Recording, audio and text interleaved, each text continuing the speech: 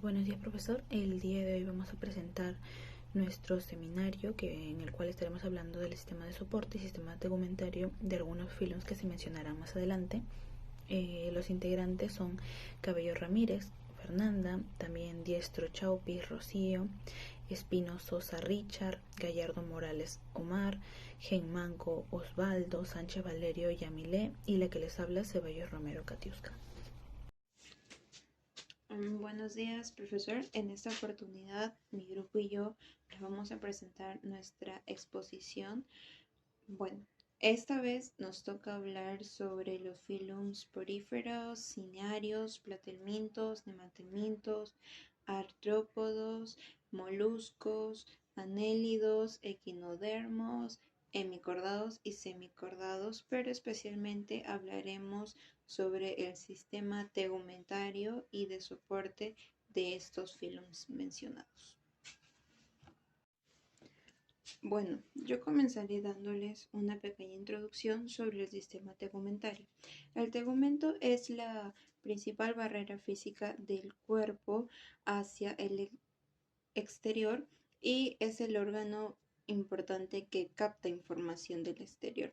El tegumento cumple muchas funciones, como por ejemplo la de barrera física al querer proteger los organismos de los rayos ultravioleta y evitar la disecación del cuerpo. El sistema tegumentario está conformado por la piel, que es el órgano más extenso del organismo y cumple la función de resistencia y flexibilidad. Bueno, como otro punto de introducción, hablaré sobre el sistema de soporte, que su función principal es mantener la forma del cuerpo y la estructura del cuerpo. Mayormente cuando hablamos de sistema de soporte nos estamos refiriendo a los huesos, porque su misión principal es hacer de sostén y de protección, además de permitir el movimiento y desplazamiento de los animales. Los huesos llegan a hacer la función de que los animales puedan interactuarse con el mundo que los rodea mediante el movimiento o la locomoción. Bueno, ahora les pasaré con mis compañeros que les irán explicando poco a poco el sistema de soporte y tegumentario de los filums que presentaremos. Buenos días, profesor. Mi nombre es Catiusca Ceballos Romero. El día de hoy voy a hablar sobre los poríferos o esponjas. Son organismos acuáticos pertenecientes al filum Porifera. Su estructura es extremadamente simple en comparación de otros animales. Empezaré hablando sobre el sistema tegumentario. En lugar de un sistema tegumentario, los poríferos tienen una estructura corporal simple, sin capas diferenciadas de tejidos, y su cuerpo está conformado por dos capas principales. La primera es la dermis, que es la capa externa compuesta por células llamadas pinacodermas. Ellas forman una capa delgada que recubre la superficie externa de la esponja. También tenemos a los cuanodermos, que es la capa interna y está formada por células especializadas llamadas cuanodoblastos, los cuales tienen flagelos que generan corrientes de agua, creando un flujo constante a través de la esponja. Si bien ambas capas no cumplen funciones especializadas, están involucradas ya sea en la filtración de agua y la captura de su propia alimentación.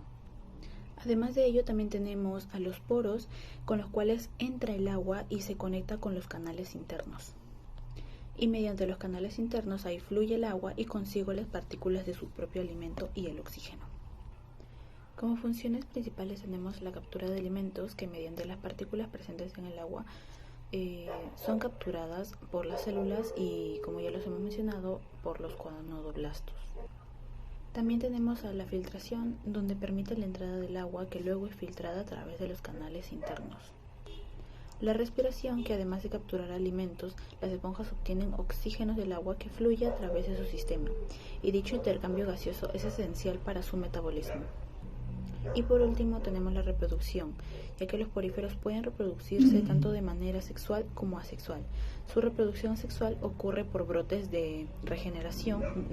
o regeneración, mientras que la reproducción sexual involucra la liberación de gametos que se fusionan para formarse larvas y luego se dispersan en el agua.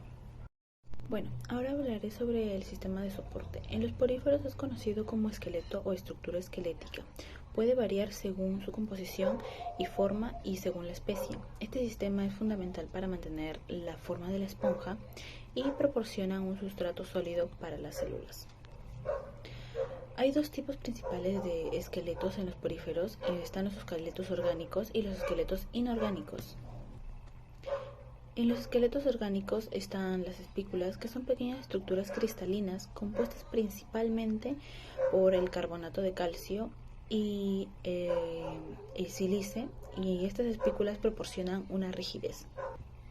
También están las fibras, que en algunas esponjas sus esqueletos son formados por fibras orgánicas, como en las esponjas o desmoesponjas. Estas fibras pueden estar hechas de proteínas. Y en los esqueletos inorgánicos se tiene estructuras calcáreas y las estructuras silíceas, que ambos son compuestos, uno por el carbonato de calcio, que es en las estructuras calcáreas, y contiene sílice, las estructuras silíceas, y ambos ayudan a ser más sólidos y resistentes a la esponja. Como funciones principales tiene uno el mantenimiento de la forma, ya que el sistema de soporte proporciona la estructura necesaria para las células y canales internos, asegurando que la esponja pueda funcionar de manera eficiente a la filtración del agua y a la captura de sus alimentos. También tiene la protección, que en el esqueleto no solo proporciona el soporte, sino que también tiene un papel importante en su protección, ya que al ofrecerse una propia barrera física. Y por último está el anclaje, que debido a la estructura esquelética de la esponja, ésta se ancla al sustrato donde está fijada, ya que la mayoría de las esponjas son organismos sesiles. Bueno, hablaré de los semicordados. Los semicordados son un filo de animales marinos que incluyen organismos como los acornadados, que son la clase de los enteroneustas, y los pterobranquios, que forman clase de los pterobranchia. Aunque los aunque comparten algunas características con los cordados, como la presencia de una hendidura branquial, los semicordados no poseen una notora a lo largo de su vida. Hablaremos del sistema de soporte en los enteroneustos o acornadados, que tienen ellos la probóscide, que es una estructura retráctil y puede tener una función similar a una notocorda en términos de proporción, soporte y rigidez del cuerpo. La cola también está en algunos de los acornadados, que tienen cola y también contribuye al soporte del cuerpo. También tenemos a los pterobranquios, que ellos también tienen un sistema de soporte, y en ellos están los estolones y los zooides. Los zooides, ellos están conectados por una estructura llamada estolones, como ya lo hemos mencionado. También tenemos sistemas de soportes en los pterobranquios, los cuales ellos tienen estolones y zooides también, y están conectados y proporcionan soporte y conectividad entre los zooides. Tienen espinas, las cuales son calcáreas y están en su túnica, lo cual les proporciona soporte estructural. Las funciones importantes del sistema de soporte en los semicordados está la retracción y el movimiento. En los acornadados, la probóscide puede desplegarse para una alimentación y locomoción y luego retraerse para su propia protección. Y también tenemos el soporte corporal, que cumple la función de proporcionar rigidez y soporte al cuerpo para mantener la forma corporal y facilitar las funciones metabólicas y locomotoras. Hablaré sobre el sistema tegumentario de los semicordados. Su información es limitada o muy poca debido a la falta de sus estudios.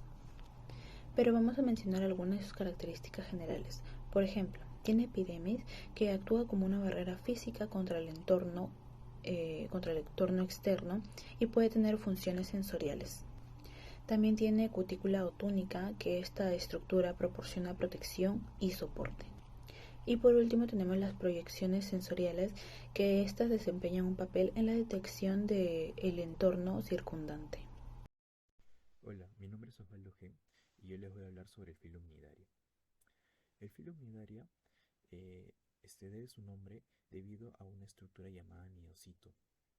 Este niocito vendría a ser la sinapomorfía de este filo. Esto quiere decir que todos los integrantes del filo Cnidaria van a poseer esta estructura, este niocito. Este niocito tiene la función de ayudar a los nidarios tanto en lo que vendría a ser la captura de sus presas como también la defensa. Pero ¿cómo es que va a hacer esto? ¿Cómo actúa? Bueno, el nidocito dentro posee otra estructura llamada nematocisto. Este nematocisto está enrollado y va a responder solamente ante un estímulo, el cual va a ser captado por otra estructura que está en la parte de la periferia del nidocito. Esta estructura se va a llamar nidocilio. O sea, cuando el nidocilio llega a captar el estímulo, se va a aperturar el opérculo y de ahí va a salir el nematocisto, ¿no? A manera de arpón. El filo Cnidaria tiene diversos organismos, los cuales pueden ir desde lo que vendrían a ser parásitos, también otros que vendrían a ser de vida libre, y estos que son de vida libre pueden ser sésiles como también pueden presentar movimiento. Se tienen tres grupos para esto, los cuales vendrían a ser los antozoas, los medusozoas y los endonidozoas, siendo estos últimos endonidozoas un grupo de lo que vendrían a ser nidarios parásitos. Podemos encontrar a los polipodiozoas y a los mixozoas. También podemos tener en la parte de los antozoas a los que son los octocoralios, los hexacoralios y también las eriantarias. O sea, tenemos en ese grupo lo que vendrán a ser los corales y también las anémonas. Aparte de eso, en lo que son los medusozoas, tenemos aquellos que pueden tener etapa pólipo como también etapa de medusa. Dentro de estos encontramos a los hidrozoos, estaurozoos, sifozoos y cubozoos. Ahora pasaré a mencionarles sobre el sistema tegumentario y el sistema de soporte. En primer lugar, el sistema tegumentario de lo que vendrían a ser los nidarios no es tan complejo en cierta manera debido a que estos de acá, hay que acordarnos, son diploblásticos. ¿Qué quiere decir que son diplásticos o diploblásticos? Quiere decir de que solamente poseen dos capas embrionales, las cuales vendrían a ser la ectodermis y la endodermis, no poseen mesodermis. Ahora, al momento de que se van desarrollando las diferentes partes del nidario, podemos observar que se dividen en tres. Si vamos desde adentro del nidario hacia afuera, podemos observar la cavidad gastrovascular, que vendría a ser la astrodermis. Luego observamos otra estructura que vendría a ser la mesoglia y posteriormente lo que vendría a ser la epidermis. En la epidermis nosotros en algunas partes de la epidermis podemos encontrar lo que ya mencionamos, que son los nidocitos, estas estructuras que son la sinapomorfía de los nidarios. Bueno, los nidarios al no poseer un sistema digestivo completo, no como tal, lo que van a hacer es, como sus tentáculos van a estar rodeando la boca, por acción de los nidocitos, estos llegan a captar el alimento y al momento de que lo empiecen a engullir, va a ser una digestión en cierta manera intra y extracelular. ¿Por qué intra y por qué extracelular? Bueno, al momento que tenemos a la presa dentro del nidario, este acaba de liberar unas enzimas para que vayan degradando afuera, ¿no? Y posteriormente el mismo nidario va a absorber esos nutrientes de la presa en este caso que ha capturado, ¿no? Entonces de esta forma se da ese tipo de digestión, pero va a ser por algunas enzimas que están en algunos tipos que se van a liberar de un tipo de célula que va a estar en la cavidad gastrovascular o gastrodermis. Posteriormente vamos a hablar sobre la mesoglia, que vendría a ser parte de lo que es el sistema de soporte, y luego ya mencionamos la epidermis, que la epidermis es la estructura la que puede contener en este caso a los nidocitos, ¿no? Ahora pasando a la parte de lo que es el sistema de soporte. Los nidarios no poseen un exoesqueleto, un endoesqueleto como tal. Entonces, ¿cómo es que estos llegan a tener un soporte, ¿no? ¿Cómo es que pueden tener estas estructuras, mantenerla de por sí? La mantienen debido a la mesoglia. La mesoglia lo que va a hacer es darle esta forma, ¿no? Y contiene un tipo de proteínas que vendrían a ser varios de los que son el colágeno. Entonces, a mayor cantidad que tengan de este colágeno, es que se va a ver diferentes volúmenes en lo que es la mesoglia, ¿no?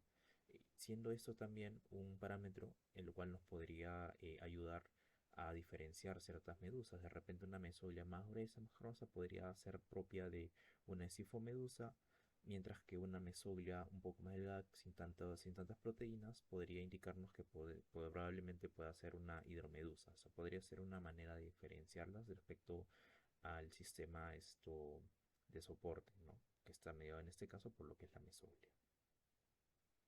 Entonces, así teniendo esto de acá, vamos dándonos cuenta que en algunos grupos se puede observar estas características.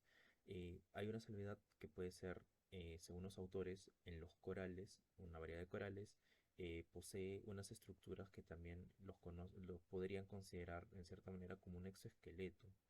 Si bien no podría ser un exoesqueleto como tal, algunos autores sí lo consideran, debido a que estos corales podría decirse que son como una especie de anémonas que están fijadas con su pie y con todas las otras partes de una anémona como tal. Entonces esto van a estar fijadas y van a tener van a ir formando estas estructuras de calcio, ¿no? En los corales. Sí, como se mencionó, se podrían algunos considerar como si fuera un exoesqueleto. Fuera de ello, tenemos también que hay unos tipos de nidarios que son más pequeños, que son el grupo de los endonidozoos, ¿no? Los endonidozoos son aquellos nidarios parásitos. Podemos encontrar de repente a unos que son un poco más chiquitos, como que de manera unicelular, ¿no? Entonces, si nosotros estuviéramos hablando de algo que vendría a ser unicelular, una célula, el sistema de soporte en este caso vendría a estar ligado a a lo que son las estructuras como microtúbulos, microfilamentos y filamentos intermedios, no todo lo que vendría a ser el citoesqueleto, porque estamos hablando nosotros de una célula. Entonces, esta es la diferencia que se pueden encontrar. Como ya se mencionó, puede haber algunos que son los corales, que tienen ese tipo de estructuras con calcio. Hay otros que pueden ser los endonidozoos, ¿no? Que son al ser algunos unicelulares, nos remitimos al sistema de soporte, como si fuera los microtúbulos, filamentos intermedios, una célula como tal. Y bueno, hay otros que en la mayoría están lo que vendría a ser la mesoglia, ¿no? Que ya se habló. Y de manera resumen, que es lo que tiene las proteínas que van a estar dándole esta forma, ¿no? Y que va a encargarse la mesoglia de que las diferentes estructuras ya sea una medusa o de un pólipo, se mantengan como tales. Entonces esto vendría a ser lo que es el sistema tegumentario y lo que es el sistema de soporte. Buenos días, profesor. Mi nombre es Rocío Diestro y en esta oportunidad yo les voy a hablar sobre los platelmintes y los anélidos. Primero comenzaré hablándoles sobre el sistema de soporte de los platelmintes. Los platelmintes, también conocidos como gusanos planos, no presentan esqueleto interno o externo porque carecen de huesos o exoesqueletos quitinosos, pero para mantener la forma de su cuerpo y poder movilizarse dependen del sistema hidrostático. Los platelmintes en su cuerpo presentan tejidos musculares que realizan los movimientos ondulatorios. Tienen capas de tejidos longitudinales y circulares que trabajan juntos para poder realizar contracciones y movimientos. Algunos platelmintes poseen epidermis ciliada, como es el caso de las planarias, que su cuerpo está cubierto por pequeños pelos llamados cilios que cumplen la función de movilización y locomoción y también cumplen la función de capturar. Bueno, ahora les hablaré sobre el sistema tegumentario de los platelmintes. El sistema tegumentario de los platelmintes se centra en la absorción de nutrientes. A través de la neodermis, los nutrientes pueden ser absorbidos directamente por el entorno circundante, eliminando las necesidades del sistema digestivo más complejo. También tenemos el tegumento, que sirve en el intercambio de gases. Es decir, que los platelmintes dependen de la difusión del oxígeno y el dióxido de carbono para que a través de la delgada epidermis puedan realizar sus necesidades respiratorias. El sistema tegumentario también cumple la función de barrera física, que es decir, que respalda a los platelmintes contra agresiones externas y también ayuda en la evasión del sistema inmunológico del huésped.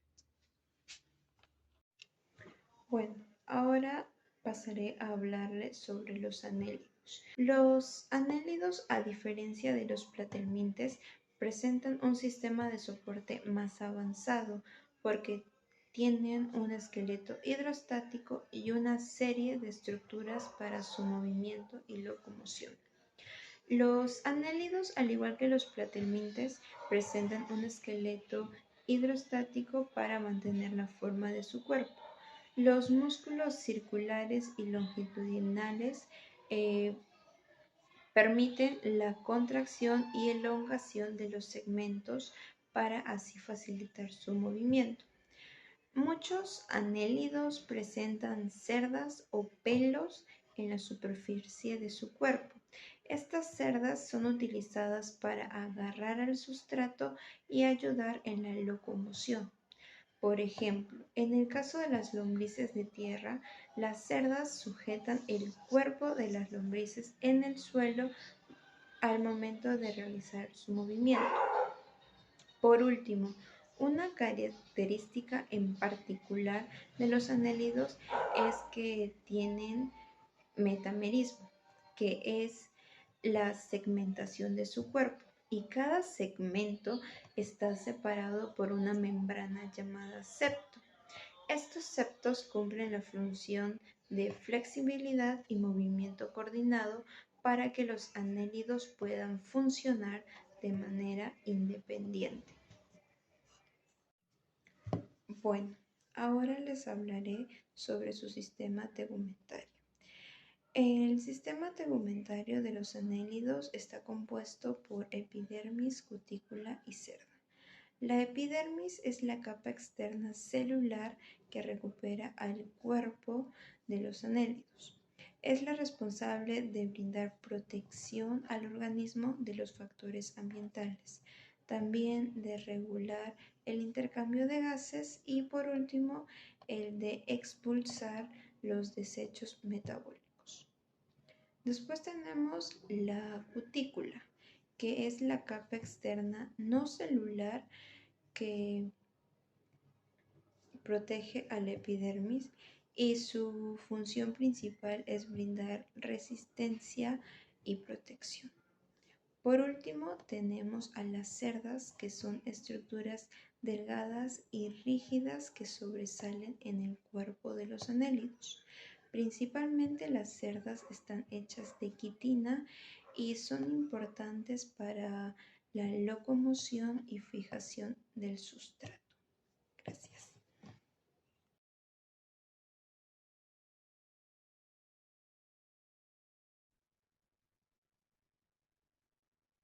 El sistema de soporte es aquel sistema que va a permitir dar forma al animal o al organismo. La ausencia de este sistema va a provocar que el cuerpo sea una masa gelatinosa. La estrella de mar, que es de la clase asteroidea, es uno de los ejemplos más comunes para explicar el sistema de soporte. Por ejemplo, en la imagen de la izquierda se puede observar que la estrella de mar, uno de sus brazos, presenta un corte transversal.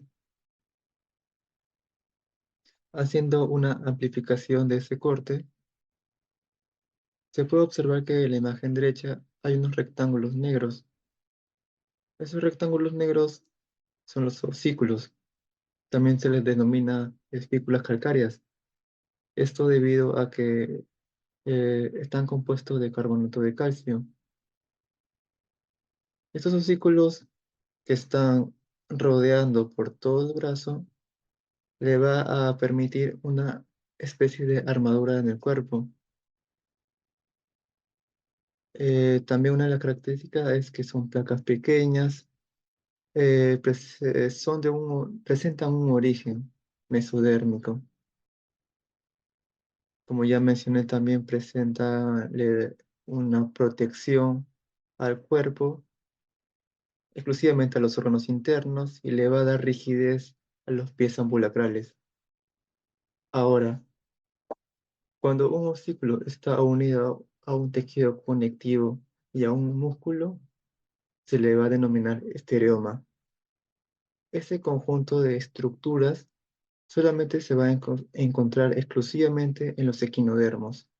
En otro filo eh, que no sean los equinodermos, no se va a encontrar esta estructura.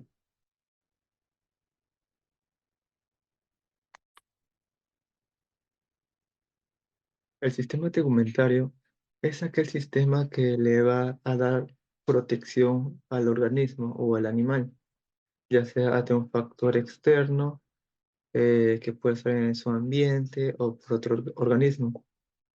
Ahora, un ejemplo más conciso va a ser con respecto a los pies ambulacrales. ¿Qué sucede acá? Se puede observar de por sí que hay una epidermis.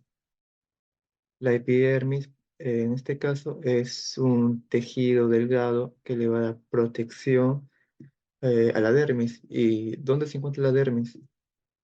La dermis se encuentra en los osículos. Los osículos van a estar inmersos en la dermis.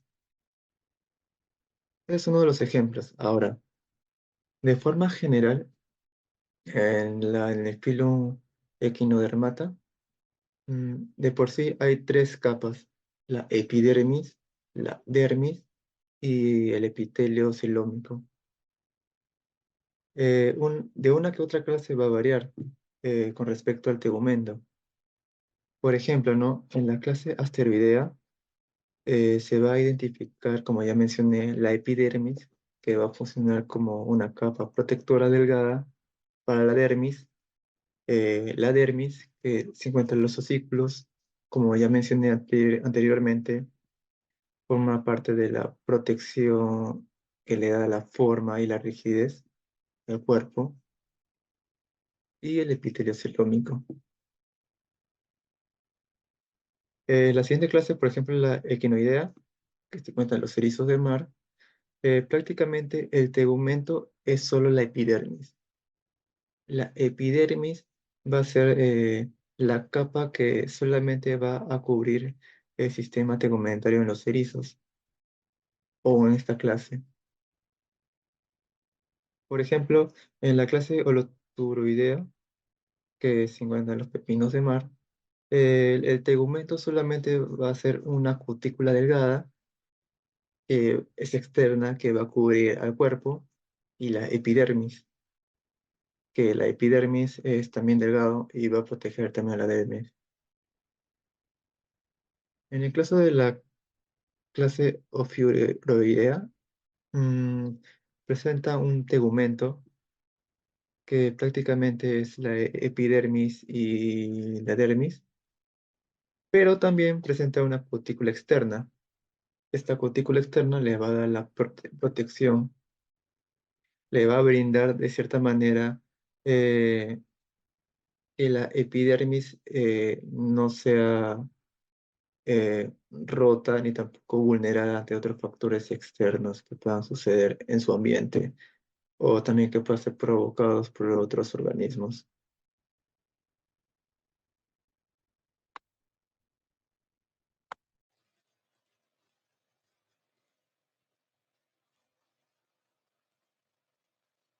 Ahora continuaré con los artrópodos. Constituyen el filo más numeroso y diverso del reino animal. El grupo incluye animales invertebrados que poseen estructuras con funciones en común, como por ejemplo la presencia de una cutícula o exoesqueleto. Presentan segmentación, apéndices articulados y un proceso de muda o écdisis. Empezaré primero con los crustáceos.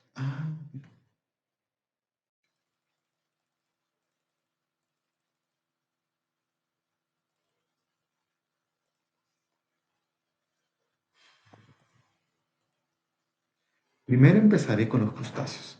Estos se dividen en dos superclases: oligostracas y multicrustáceos. En los oligostraca se subdivide en dos clases, los Mystacocárida y los Ostracoda.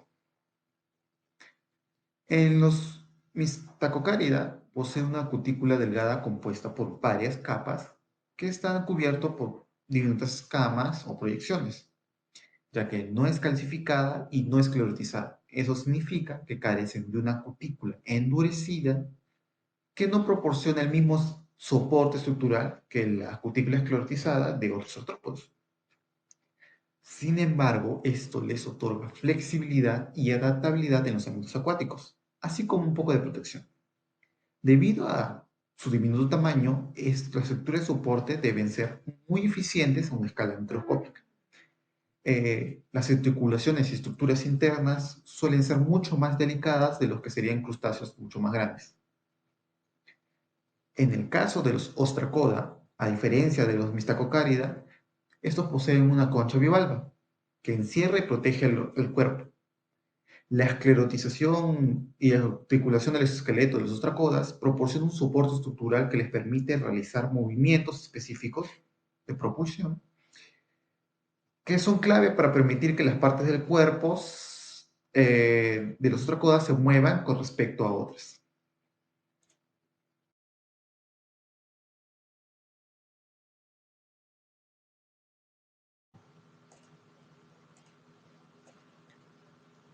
Ahora continuaremos con los unirramios.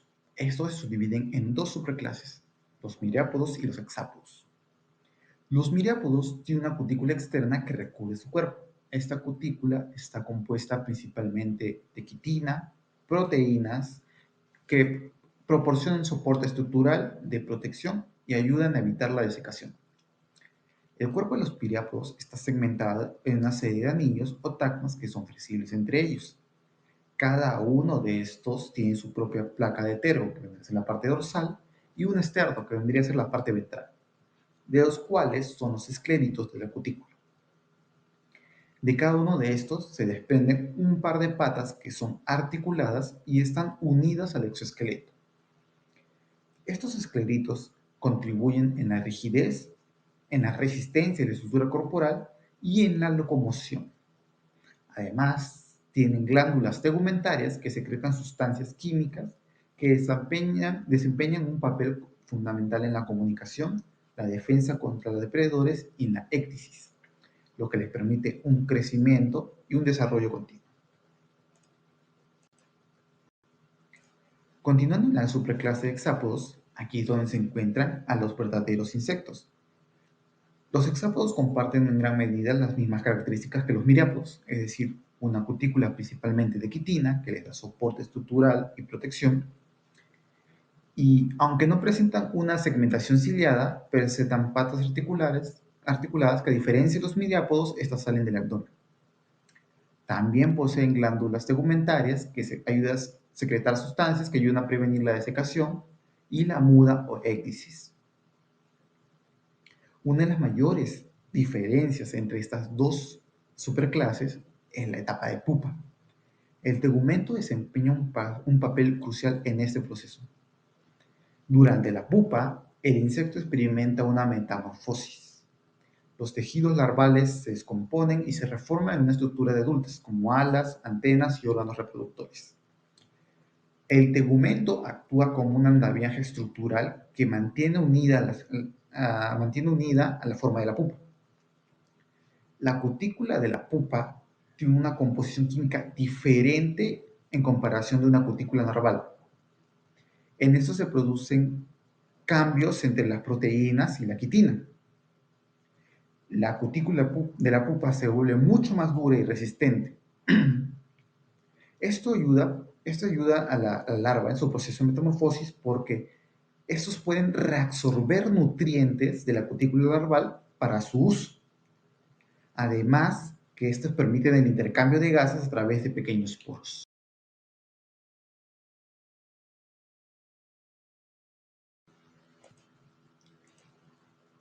Finalmente, hablaremos de los quelicerados, que al igual que otros artrópodos, el cuerpo de los quelicerados exhibe un patrón segmentario y patas articuladas.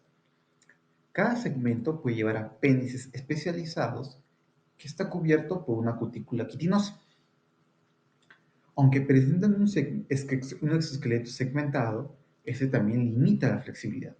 Por lo tanto, para superar dicha limitación, los artrópodos experimentan mudas diarias. El cuerpo de los quelicerados se divide en dos regiones principales, el cefalotórax y el abdomen.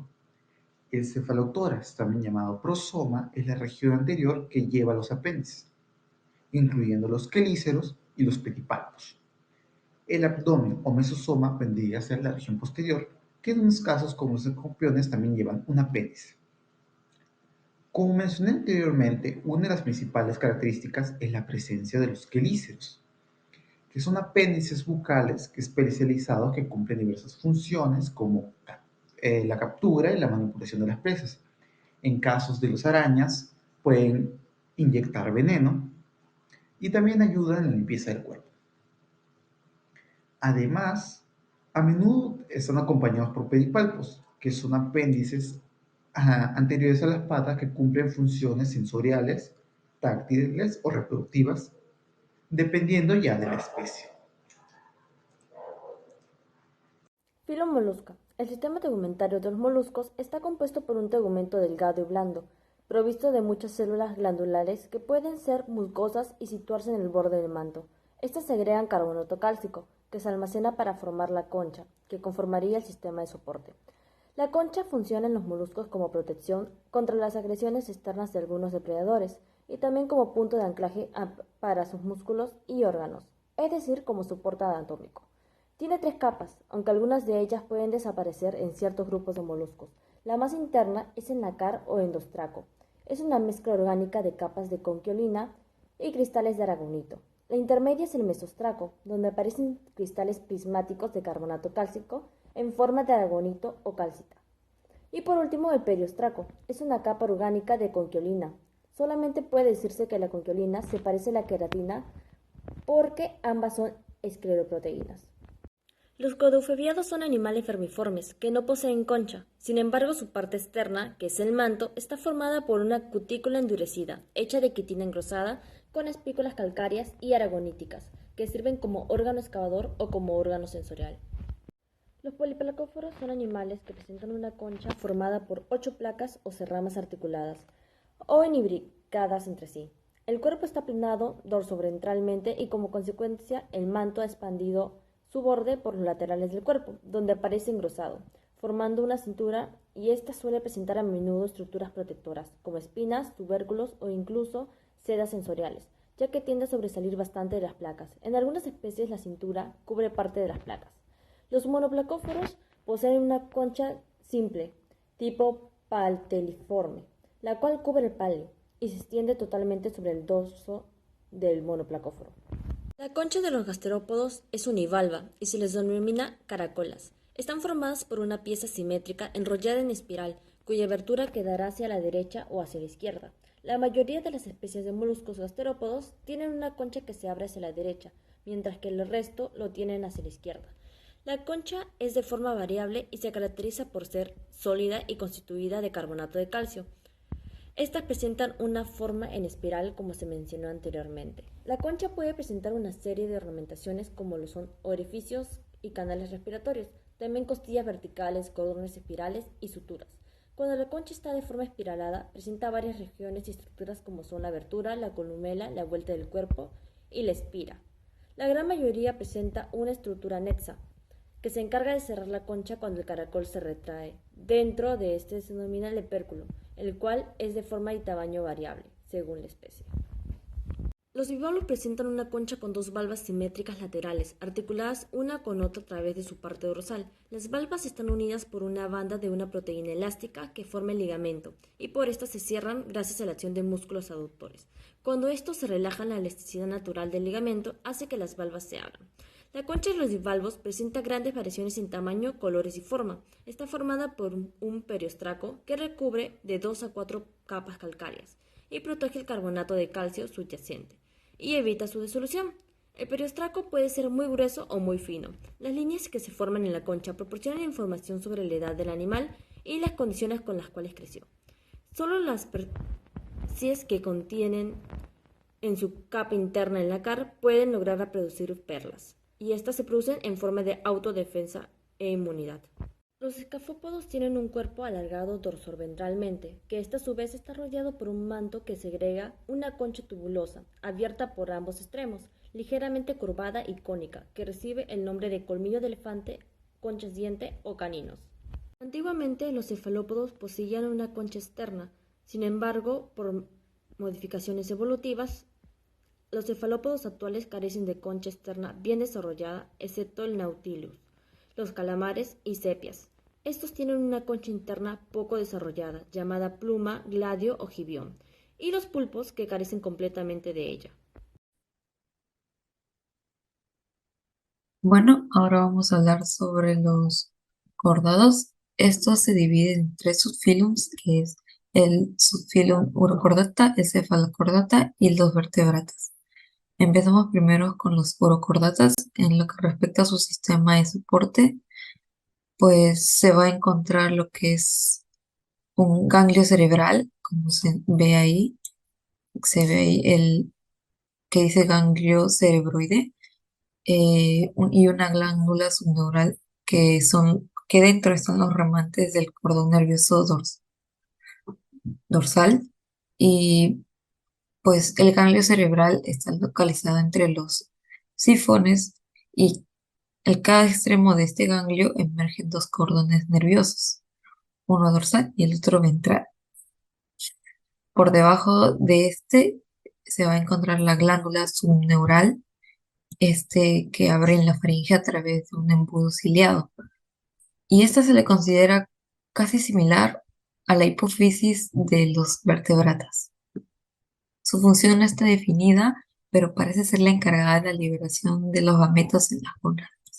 Respecto a su sistema tegumentario, el cuerpo está cubierto por una túnica de secreción, ya sea una túnica o manto. Esta está formada por una secreción ectodérmica gelatinosa de tunicina, que es un tipo de celulosa.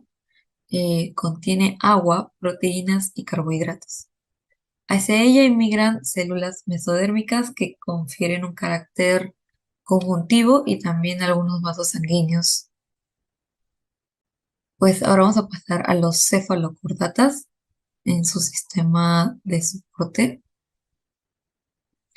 Eh, Respecto al esqueleto, vamos a hablar después. Primero vamos a hablar sobre su sistema nervioso, que básicamente tiene también su cordón nervioso dorsal, pero hueco. Está situado por encima del notocordio, que se puede visualizar ahí. Que se dilata anteriormente y forma una vesícula cerebral, y posteriormente emite cada miómero nervios de forma alterna. Esta vesícula posee una fosa olfatoria, una pequeña mancha ocular u ojo cerebral medio que ocupa posición frontal, y dos partes de nervios craneales. No tienen órganos auditivos, y pues sus células sensoriales en los cirros bucales estarán, tentáculos velares y en la piel. En su esqueleto, pues su principal sostén es el notocordio, como podemos ver está en el número 1. También va a haber un anillo de consistencia parecida a un cartílago en la región del capuchón oral, que sirve de eje esquelético a esta región, que es el número 2. Y en la región faríngea va a existir una serie de varillas, que es el número 3, una serie de varillas que sostienen las branquias, las aletas sostenidas también por los radios, que están en el número 4, que son como las varillas pero más cortitas, de tejido conjuntivo. Tienen nombres, los cefalocordados tienen nombres de acrania también, ya que este subfilum se debe a la ausencia de una caja craneana o cráneo que proteja las estructuras nerviosas de la cabeza. Ahora, en su sistema tegumentario, el cuerpo de ese animal estará recubierto por un epitelio blando formado por epidermis y dermis. La epidermis va a estar compuesta por una sola capa de células epiteliales columnares, y también aparece una delgada cutícula entre las dos capas.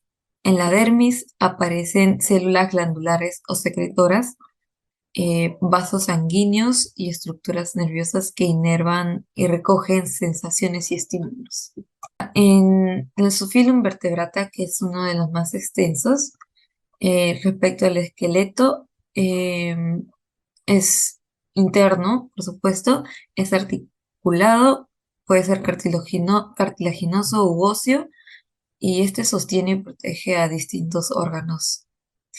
Va a ser lo más principal que se va a ver es el cráneo, la región branquial o torácica, la columna vertebral, que por algo se llaman vertebratos, porque tienen esta presencia de la columna vertebral, sus cinturas, miembros o extremidades.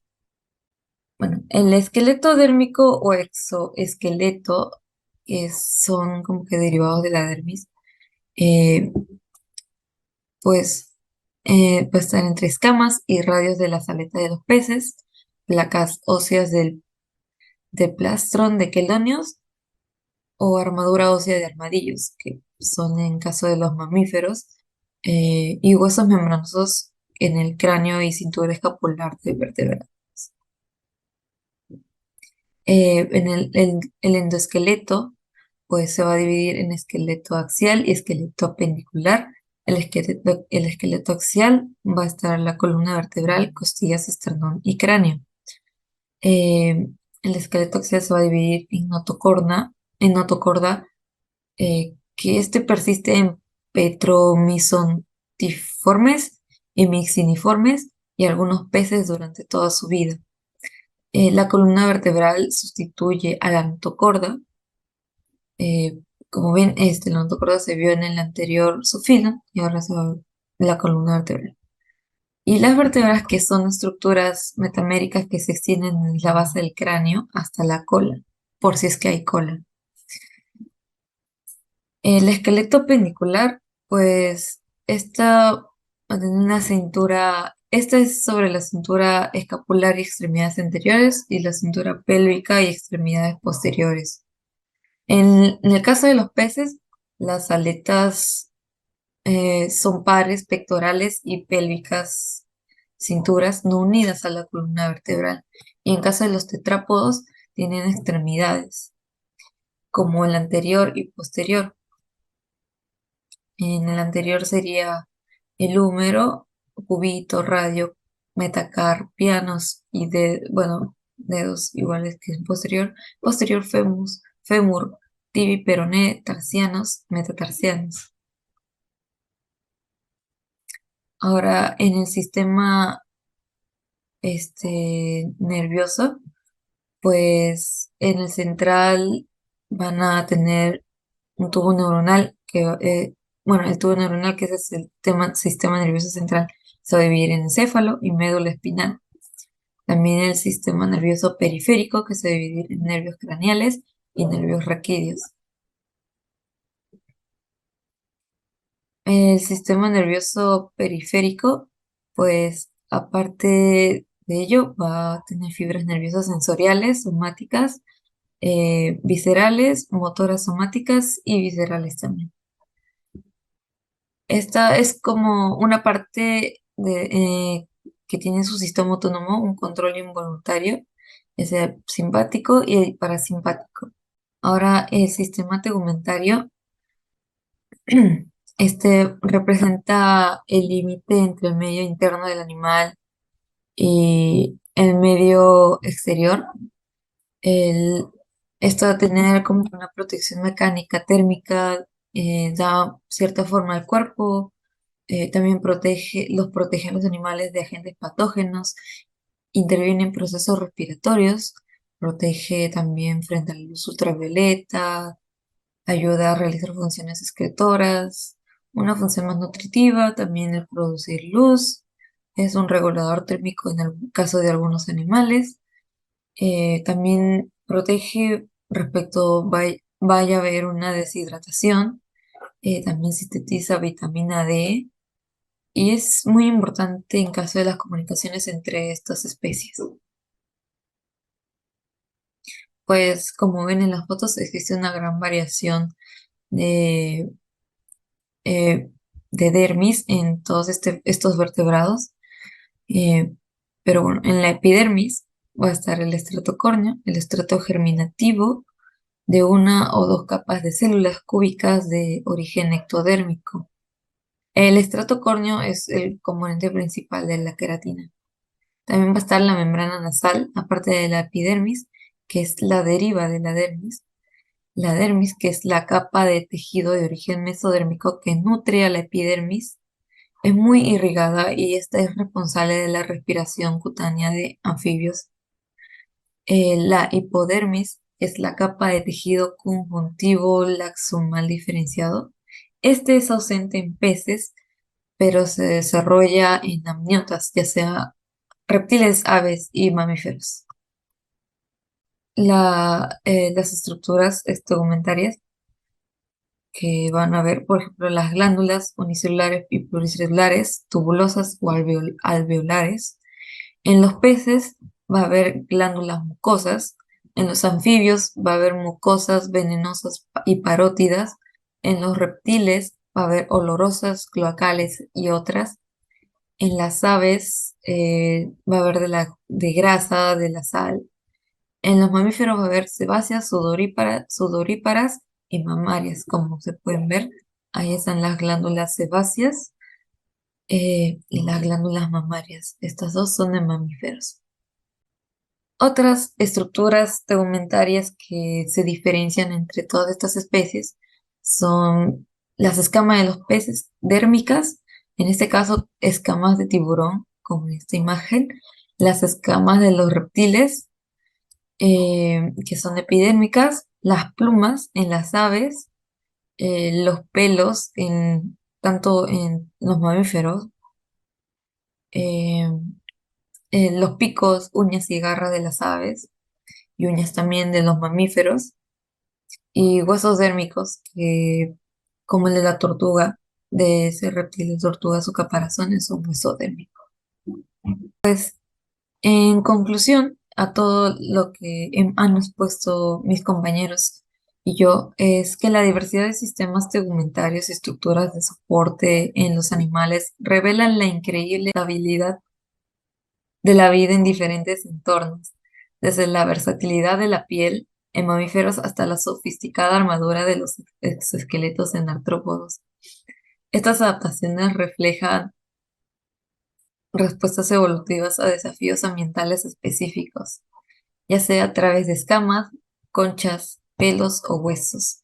Estas estructuras desempeñan roles fundamentales en la protección, soporte y regulación de funciones vitales, subrayando así la capacidad de estos animales para prosperar en una amplia variedad de nichos ecológicos. Muchas gracias.